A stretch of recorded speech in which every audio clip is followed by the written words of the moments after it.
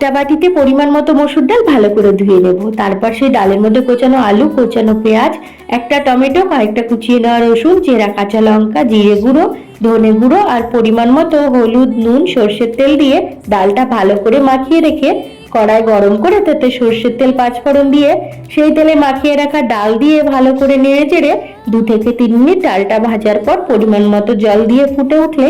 ঢাকা দিয়ে 4 থেকে 5 minute medium ফ্লেমে ডালটা ফুটিয়ে ঢাকা তুলে ডালটা নেড়ে নিয়ে দুটো ডিম ফাটিয়ে দিয়ে ডিমের ওপরে স্বাদের জন্য সামান্য পরিমাণ নুন ছড়িয়ে আবারও 20 মিনিট মতো লো ফ্লেমে ফুটিয়ে